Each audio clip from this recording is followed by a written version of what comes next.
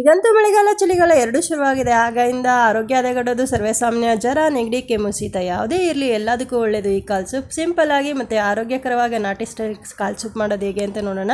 ಮೊದಲಿಗೆ ಗ್ಯಾಸ್ ಹಚ್ಬಿಟ್ಟು ಕುಕ್ಕರ್ನ ಇಟ್ಟು ತೊಳೆದಿರೋ ಕಾಲು 2 ಸ್ಪೂನ್ ಅಷ್ಟು ಒಂದು ಗ್ಲಾಸ್ ನೀರು ಹಾಕೊಳ್ಳಿ. ರುಬ್ಬಕ್ಕೆ ಸ್ವಲ್ಪ ಪುದೀನ, ಸುಟ್ಟಿರೋ ಅಂಥ ಈರುಳ್ಳಿ, ಶುಂಠಿ, ಬೆಳ್ಳುಳ್ಳಿ, 1 ಸ್ಪೂನ್ ಜೀರಿಗೆ, ಮೆಣಸು, ಕೊತ್ತಂಬರಿ, ಸ್ವಲ್ಪ ಚಕ್ಕೆ ಲವಂಗ, ಸ್ವಲ್ಪ ನೀರು ಹಾಕೊಂಡು ಗ್ರೈಂಡ್ ಮಾಡ್ಕೊಳ್ಳಿ. ಗ್ರೈಂಡ್ ಮಾಡಿರೋ ಅಂಥದ್ದನ್ನ ಕಾಲಿಗೆ ಹಾಕ್ಕೊಂಡು ಚೆನ್ನಾಗಿ ಮಿಕ್ಸ್ ಮಾಡ್ಕೊಳ್ಳಿ. ನಾನು 4 ಕಾಲು ತೊಗೊಂಡಿದ್ದೀನಿ, ಅದರಿಂದ 5 ದೊಡ್ಡ ಗ್ಲಾಸಲ್ಲಿ ನೀರು ಹಾಕೋತಾ ಇದ್ದೀನಿ.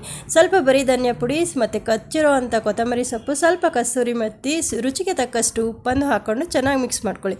ನಿಮಗೆ ಖಾರ ಬೇಕು ಅಂದರೆ ರುಬ್ಬೋ ಟೈಮಲ್ಲಿ 1 ಮೆಣಸಿನ್ಕಾಯಿ ಹಾಕೋಬೋದು, ಇಲ್ಲ ಸ್ವಲ್ಪ ಖಾರದ ಪುಡಿ ಹಾಕ್ಕೊಳ್ಳಿ.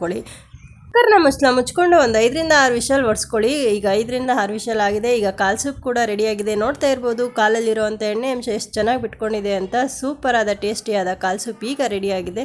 Ready to serve. ಆರೋಗ್ಯಕ್ಕೆ ತುಂಬಾ ಒಳ್ಳೆಯದು. ಒಮ್ಮೆ ಟ್ರೈ ಮಾಡಿ ನೋಡಿ.